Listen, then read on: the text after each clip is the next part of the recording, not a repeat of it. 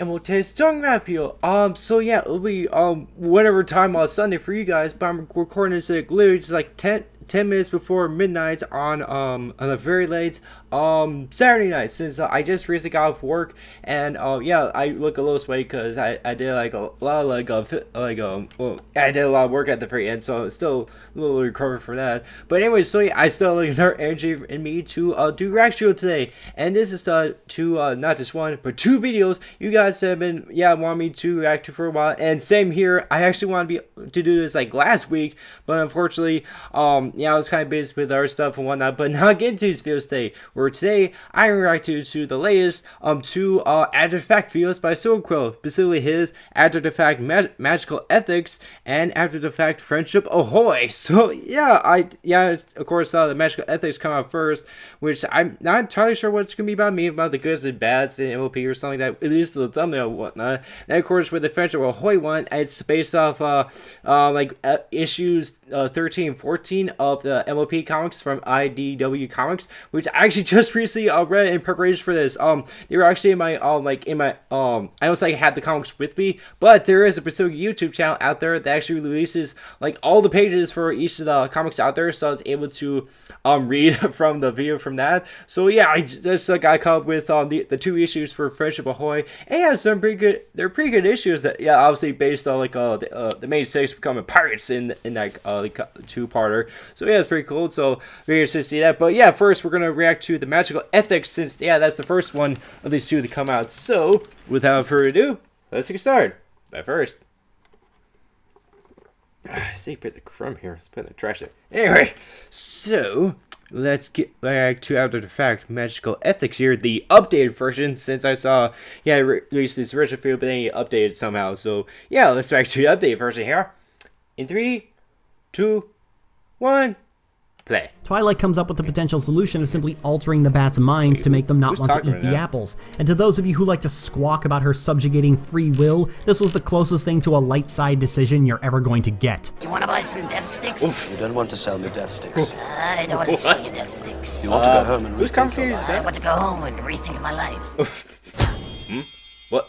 Ooh, oh god. Squawking. Them's fighting words. So how do you want to respond to this? How about a nice smear campaign on Twitter? Ask your viewers to draw insulting artwork. That'll teach others to have an opinion. Oh, come on. I don't even get a shoulder angel? Nope. That's your revenge scheme. Artist's Hour. Not like yours is any better. Look out, everyone. Another tantrum on Twitter. Hide the children. Oh no, finger painting. It's the end of days. What? I don't like either of those. Shush it. You want a piece of me, buddy? Bring it on, Lord of Pigeons. So he's short the devil's fighting. Okay. There's the start. This is why I make bad decisions. Okay. Absolute fact. Magical ethics. Okay, so I guess what is good and bad with using magic in the thing? Actually, this is where we talked about this in one of physics classes. Jerry may not have realized what she'd done when she made that comment. For she that has was Jerry? made me think. Oh no! The immediate question here is whether or not Twilight was overstepping her bounds by changing the nature of vampire fruit bats to not eat apples. Alright. A question over which I literally argued with myself during my bats I remember review. that. But to explain my view on this question, I have to ask an even larger question. What's that? Who's in charge here? At first glance, it seems like the ponies are the big bosses, with Celestia at the top. Yeah. They make the weather. They tend to smaller and larger animals. And in the case of powerful unicorns, they can literally reshape the world to suit their needs. Yeah. This isn't the first series to present such an idea. The skilled wizard can rearrange matter in any conceivable shape he likes. Yeah, the skilled wizard also never goes hungry. Okay. But many stories also bring up another that concept, cartoon. What is that that? even the most powerful being is subject to an even greater force. When the first course, step reading has Silver-Quill been at his age, taken, probably the watched all these journey shows, must kid. be finished to whatever end. Do as your conscience dictates. So let's bring this back to ponies. If If they're the bosses of nature itself, why do they have issues like this? I simply cannot imagine why the Pegasus ponies would schedule a dreadful downpour this evening and ruin what could have been a glorious sunny day. I know they need lots of mud for the rodeo tomorrow, but I Wish they would have warned us about this rainstorm. Goddamn Vegas. And who could forget Rainbow's futile struggle to stop winter's advance? Oh, yeah. Why make rain that can spoil an afternoon? Why create a winter that can separate friends and delay crops? Yeah. Why not just use magic to solve any issue that might arise? It is interesting. To answer that question, I'd like to quote from A Wizard of Earthsea by Ursula K. Le Guin, a book I highly recommend. Okay. To change this rock into a jewel, you must change its true name. And to do that, my son, even to so small a scrap of the world, is to change the world. It can be done. Indeed, it can be done. It is the art of the master changer, and you will learn it when you are ready to learn it. But you must not change one thing, one pebble, one grain of sand, until you know what good and evil will follow on that act. The world is in balance, in equilibrium.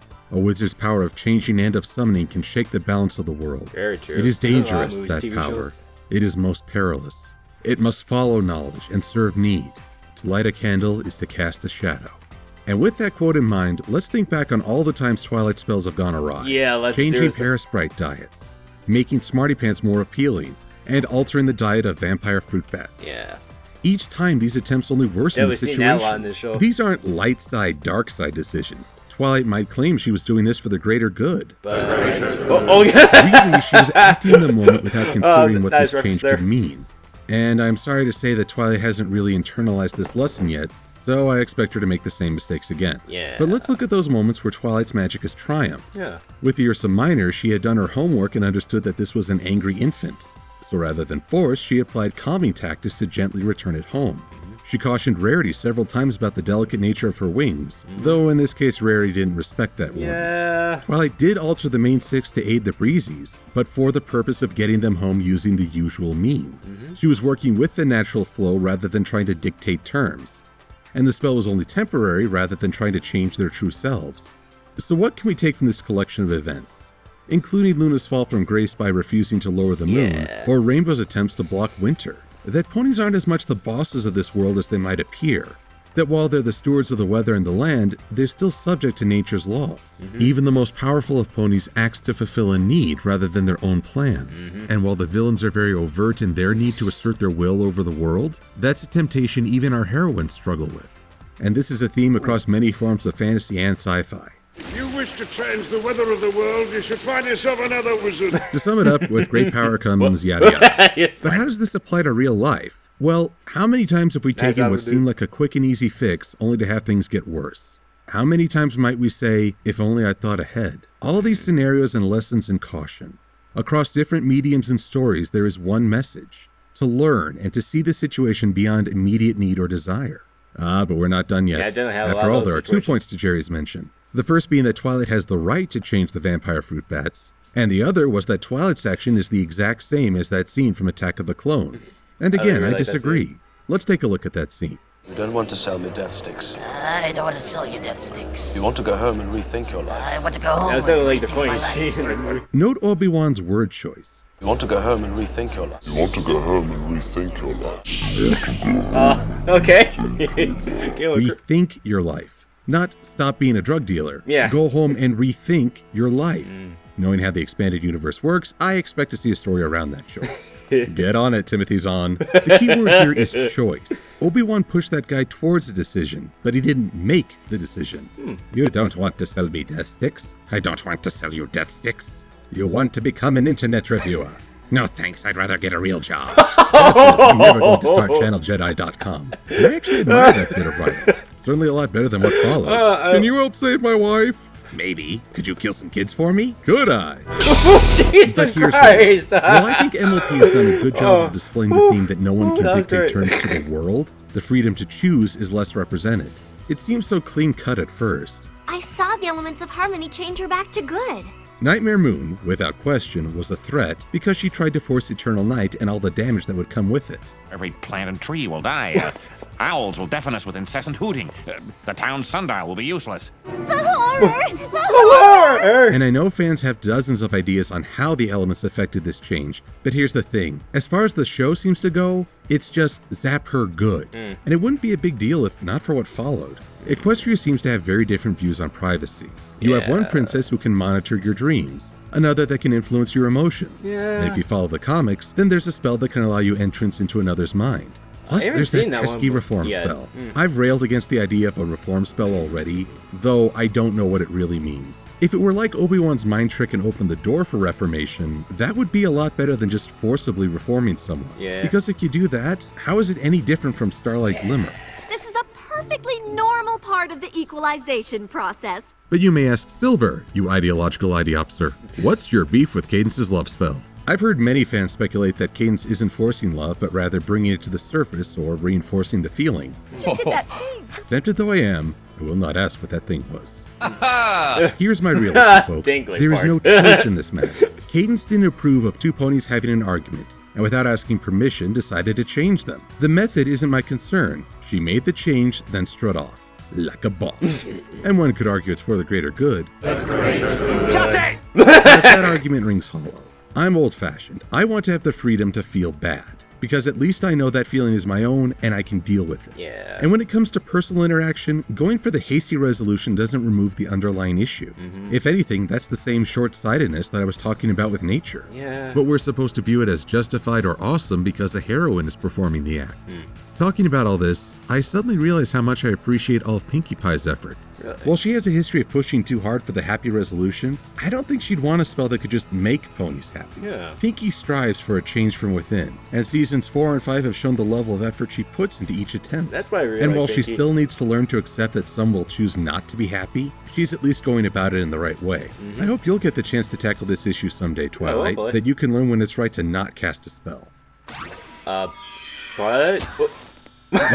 Twilight, I am very cross indeed. This definitely falls into the abuse of power category. You could have at least turned me into a potato. Those have eyes. When I eventually find Princess Celestia, I am going to have very strong words for you. I'm Orange Quill. Thanks for watching. Oh, jeez. Oh no, I'm bruised. Oh, that was great. I really like that. Let's see. Cartoon action sequence. Try and see like with the time. Oh, jeez. It's so close. That was so. Ah, shoot. You probably catch all the names for the. Let's see. That's been a nice art rating. There. First bunch. That's a great counters. Same that go, but then. I definitely like a lot of these fan artworks in shows and videos. Especially that one. It's pretty nice. What? Celestia? Okay. Okay. Couple more seconds. Alright, so that was Artifact on Magical Ethics, and yeah, that was definitely a very well informed and educational video by Ahsoka. I definitely like that. I like these videos that he just does like outside the episodes themselves, and just at least kind of focuses like on one specific type of topic from like a certain episode or the show itself. And yeah, then with this, it's like, what's it like appropriate time to use or not use a magic or whatever type of method that's being presented in the show. But yeah, specifically with magic, saying yeah, I definitely liked a lot of the like all the examples and explanations he had to talk about, and these respond to like Jerry Pizza comments. I think like on his So Quill's review of bats or whatnot. I haven't seen Jerry's video on that, but I don't know. So yeah, I definitely liked what he had to say throughout this, and I definitely liked a lot of references here, like with Hot Fuzz thing with the greater good, and of course with the Star Wars clips with Obi-Wan's little talk with the dude at the bar. That was definitely very funny. When it was this alternative talk with Anakin and Palpatine, that was very funny. So yeah, I definitely enjoyed that video, and definitely very happy I'm finally able to watch that video. So yeah. So now we move to the next video and the last video for today. His After the Fact video for Friendship Ahoy, which yeah is the that 2-issue comic I mentioned earlier. So yeah, this is pretty interesting. And sorry I keep showing if I keep adjusting this, it keeps like falling down my I'm still a little sweating, so it's kind of like affecting my headphones here. But anyways, so let's react to After the Fact Friendship Ahoy here in 3, 2, 1. Play. Okay, sorry, on a ship with Luna on the front, or is that Celestia? I get at least Celestia on the front there. I like the music here. Arr, look alive, you scurvy dogs. It's got Hoist that sail, prepare the cannons, and stop using the poop deck like that. Tis unsanitary. Oh, jeez. Ahoy there, me bronies. Ahoy. I be Captain Silverbeard, and normally I'd have the lot of you walking the plank for stowing aboard me ship, the Jolly Reviewer. Yeah. But I be in a forgiving mood as I've come across some buried treasure. Alright. IDW's My Little Pony, Friendship is Magic, issues 13 and 14, known as Friendship Ahoy. Okay. So join me in looking over these tales, and we'll see if it's the pirate's life for ye, or the plank. Yeah. Hopefully not the plank here. Ooh, I like this music right here. Our tales be told by Heather Nuffer, and her trusty artist Brenda Hickey, and her colorist Heather Breckle. Me favorite duo be Katie Cook and Andy Price, yet these folk are no slackers. Okay. The artwork is clean and strong, with some nice expressions. I only miss the amount of background jokes we see in Cook and Price's work. Damn. Still, such is mere dressing to the story, and that there be the true meat of any comic. This tale starts with our main crew and their cabin boy heading off to Horseshoe Bay. Whether they be in Baltimore already is, might confusing. The background looks like Ponyville, yet that hardly be a short trek as the hippogriff flies. Yarr. Also, it looks like Spike's enjoying the view from behind his mistress. Yeah. They grow up so fast. That's like though. Next panel, they're at the beach. Blood and thunder, that was a quick trip. Yeah. And we learn that this be more than a day of foolery, though Pinkie Pie is charting that course. This be a mission of mercy for Fluttershy as she returns her fishy friend Gil to the briny deep. Again, I wonder how a sea fish came to meet a pony in a landlocked town, but if I run ashore on these details, this voyage will be never-ending. And Applejack be in defiance of the laws of physics as she shares pineapple drinks so strong they force the truth from your mouth. Aye, a treacherous brew, as I well know. Oh boy. Sometimes I think Rainbow Dash be the cutest of the lot. Yeah, she does. I shouldn't have shown you that clip. He thinks I've been at sea a mite too long. Ah well, no time for an interesting game of truth or mare, as Fluttershy nearly gets crushed by a ship running aground. And those with eyes be seeing the most lecherous starfish in the world, who looks a mite too pleased with where he's a basket. Who be running this fool's errand? Why, it's, that guy. You know, the Johnny Depp bloke. Captain. This mystery stallion never says his name, only that he be looking for a crew. I think they so of call course, him Rainbow Captain Dash Hookbeard, immediately I believe. volunteers to join the mystery stallion she's never met, and who nearly crushed her friend. By the powers, Rainbow, have you never heard of stranger danger? Yeah. No doubt some Stranger danger. landlubber will complain that Rainbow show no interest in a pirate's life till now. Yet, I be taking no quarrel with it. Rainbow be a pony of adventure. Yeah. Who hasn't daydreamed Yeah, of life especially on the her open daring sea? do. Yet her thirst for adventure be a blight upon her friends, as will Fluttershy's quest. You see, she weren't set to let go of Gil before her near death, and now she's on a quest to rescue him from his own home. Rarity be wanting to go along because she be interested in the size of the captain's mizzenmast, if you take my meaning. Yarr. And Pinky's going along because she's Pinky. yeah. And the only mares with a lick of common sense are Applejack and Twilight, course. the latter being instantly swayed when the captain challenges her navigation skills. And now be as good a time as any to sail in stormy seas. What's that? This here be the first appearance of Princess Twilight in the comics. Oh, okay. And oh, the caterwauling this caused. Fans hemmed and hawed about how this would ruin the comics, and this was the worst thing ever. Got so bad that Andy Price had to parlay on his DeviantArt account. Really? Navigate by the story, says I, and let the princess speak for herself. So, 'tis a sad sight to see her climbing aboard without using her wings, and the captain show no signs of spotting her royal bearing. Yeah. And Spike be coming aboard to serve as ship's parrot. Not a problem for a hippogriff of the sea such as myself. I'd be 10% parrot on me pappy's side. Princess of Light. So the ponies depart on the salty sea mare. Though I'd be having a better name for the ship. What? The van with free candy. Our crew be sailing to the Galloping Ghost Islands. And once they arrive, most of the main crew go ashore while Applejack stays behind to pry some truth from their mystery captain, whose name no pony yet knows. And blow me not yet. down! These pirates look a mite familiar. Yeah. Never mind the Crusader lookalikes or the Pineapple family. What's that The straw Pine- hat Bilge-Rat doing Oh, here? Luffy? I confess to some confusion. Never pictured pony folk as the pirating sort. Was kind of expecting a few griffins and minotaurs and the like. A wasted chance, but not damaging. Yeah. Not as much as when Fluttershy finds Gil. She scoops him right up and dumps him in a coconut. Fluttershy, a pony who's devoted herself to caring for critters and restoring them to health, is abducting a fish for her own sense of security.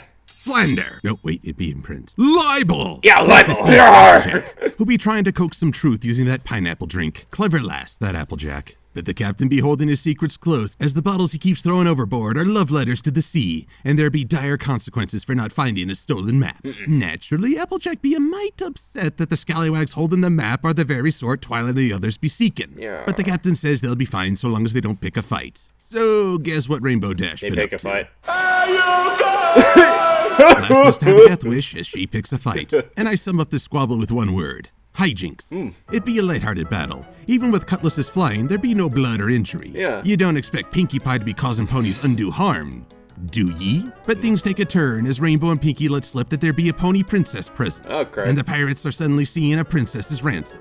They say they hadn't met a princess before and didn't recognize her. She's got wings and a horn, you halfway. Yeah, you bloody Magic idiot. to match as she drives them all back with a good shock. But rather than make them dance the hangman's jig, Princess Twilight makes an offer. Take him to the map and she'll share whatever treasure she may find. And me word is me bond, this impressed me more than anything in season 4. I appreciate a tussle as much as the next bloke, but there'd be more to being a leader than shooting friendship beams.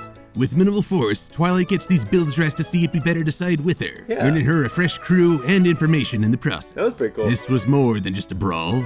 'Twas her first successful negotiation. Yeah. More scenes like this, and I say long life to Princess Twilight. Yeah, please. Of course, the alliance be short-lived, as it turns out that the map of the Wandering X belonged to Hoofbeard, greatest pirate of the seas. I may not be a fan of Rainbow's behavior, but I cannot resist the sight of her fangasming, which lasts all of 2 seconds as the pirates reveal where the map be hidden. The lair of the ghost crab. And we end part 1 with the pirates ducking out on our heroines. They don't make pirates like they used to. Part 2 begins with X marks the spot, as the mares outfight the crab.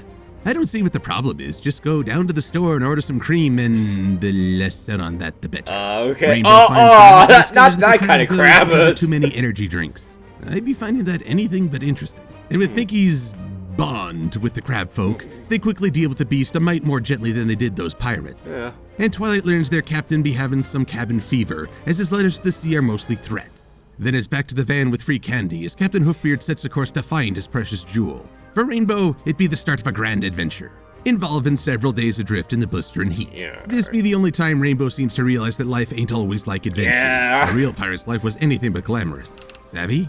It gets to the point where the ship be drifting in a circle, and word of mutiny spreads amongst the crew. 4 hooves below where the captain himself be standing. Not mares for subtlety, these ponies. Some may take issue with Rainbow selling out her captain for the promise of being a captain herself. I ask, why should she be loyal to a stallion who won't give his name? And Rainbow's been trying to live the dream since page 6, so why fight it? And fight they do, with more hijinks. 'Tis the theme of this comic. The captain be putting up a decent fight, but he be outnumbered and outjinxed. So it's off to the brig with him and back to Ponyville for Captain Dash and her trusty but not quite trustworthy crew. Even got a new element of harmony sale. Yeah, that's pretty cool. That rarity be a witch of sewing. But they don't get far as they run into the Wandering X, which be a school of mermares, and one of them happened to be named Jewel. Aye, those really were love letters. And I'd be of 2 minds on this. On the one hoof, you can't be expecting a lot from a 2-issue comic, especially when one of the star-crossed lovers be meant to be a stallion of mystery. Yet you can't just bring up a new character and say, they be in love. I care more about the fish and the coconut, who by all rights should be dead by now. As the mares batter the ship, Fluttershy takes the captain's words to heart. If you love something strong enough, you can let it go with the trust it'll come back to you. So she gathers every pony's attention with a cannon blast. Is that not how you're supposed to do it? Right, settle down, you lot. Oh, jeez, going Item 1 on the list. We be way over budget on the peg leg count. Ye sad sacks need to stop getting shot. Item 2, we got another hole in the ship to pack. Goddamn, Probably should have moved that to item 1. Fluttershy returns Gil to the sea, and that be enough to convince the mermares to let Jewel and Hoofbeard be together. Well now, that was easy. And after fitting Hoofbeard with a set of gills and fins, because Twilight can do that now, it's time for some words of parting. The captain says that while they might have been treacherous, insubordinate, and fluffy, they were the finest crew he ever had. And given the last crew mutinied and took his map, that'd be more truth than praise. So it'd be time to journey back to Ponyville upon a Mantahawk. Between the gills and fins spell and this beastie, Piers the writer was expecting the audience to have read Under the Sparkling Sea. Which I have. Fluttershy's tale comes to a close as she sees Gil reunited with his family. For love always finds a way home. I'd be getting a cavity. If this be a more serious comic, I'd have strong words for how it doesn't convey the idea that real life ain't like the adventures found in storybooks. But this ain't a more serious comic. And it is an adventure found in a storybook. It'd be a lighthearted tale with some fun scenes and a heaping dose of silliness. It asks you not to take it seriously, though that don't put it beyond reproach. I'd be not a fan of the setup, as Fluttershy and Rainbow Dash be rather selfish or foolhardy at the start. Yet the story goes upwards from there with a fun journey, comical battles, and nice art. And while he'll feared be a far cry from the greatest pirate, he's a decent enough bloke, and I'm glad to include him amongst the ranks of stallions who aren't jerks. Yeah. Not the finest treasure in IDW's locker, but a far cry from fool's gold. That's definitely fun. Give it a look if ye be seeking a light read. What was that? You read the... What? Shiver me timbers, it be a wave of rarity versus crab memes. Jesus. I don't even know where this idea came from, but it won't be the death of me. Seen that yet. If ye be wanting to hear more of me thoughts on comics without the pirate voice, then ye can tune in to the MBS podcast, where we be chatting about the comic series ongoing. Okay. I'm Captain Silverbeard, and I'll see you lot on dry land another day. Okay. Thank ye for watching. Bye-bye. Ah, dude. Okay, very good. Music. This one comes from the Goonies. Oh, you God! That's a nice little drawing, Silver. Yeah, again, there's some very nice armor figure. Oh yeah.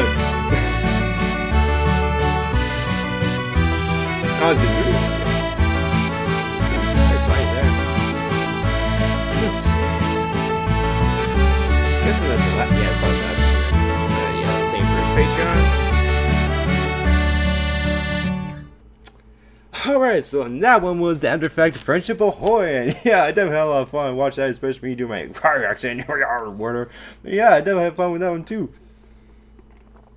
So yeah, basically, yeah, like you said, yeah, at least for me, I also had like fun watching it too, like obviously not being all too serious, and like, yeah, Rainbow and Fluttershy, yeah, definitely were a bit off in the comics, especially Fluttershy keeping that fish for the whole day, and keeping a coconut, yeah, it was similar reaction, they probably wouldn't do too well in real life, but, it was still pretty fun, and yeah, I did kind of like, how, Twilight was able to use like her or Tyler like and able to like ask like those points to help him or help him one. So yeah, that was pretty cool. It's like I guess yeah, like her first time yeah, like with her princess hood and whatnot. I get I'm not entirely sure when this comic first came out, but I guess with what he said, this is probably like just like being like something after season 3, so probably before season 4. I'm not entirely sure, but yeah. So obviously, people were still like having their ups and downs about Twilight being princess. So but yeah, like even then I didn't really mind it on that. So I still like Princess Twilight, but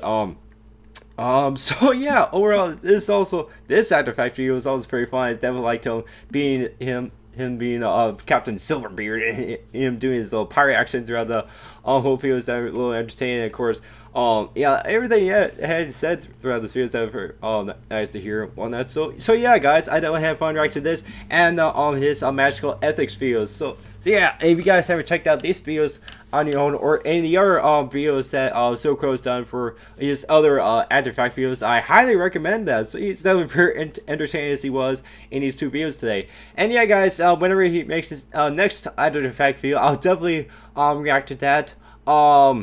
Let's see, what would it be? I think, let's see, yeah, he did one at Grifferstone, so I believe, at least for episode wise, his next one would be for Party Pooped. So at least that's for what he is at this point for his After Effect videos for the MLP show. So it's like, I don't know if he's gonna make another one of these videos based off the comics or the Hero topics, but if he does make like an After Effect video for Party Poop, or party fair, or what, I forget the exact title, but yeah, when he does the next After Effect video, I'll try to react to it as soon as I can, like depending on like what time of the week it comes out or where if I'm busy or not. So yeah, it depends like the time and place and whatnot. So yeah, just whenever this next video comes out, I'll try to react to it as soon as I can. So stay tuned till then. So overall, let's end this reaction video. Make sure to like this video, subscribe to more videos, and leave a comment down below says what video I should react to next. So overall, let's end this video. Hope to see you guys very soon. Bye.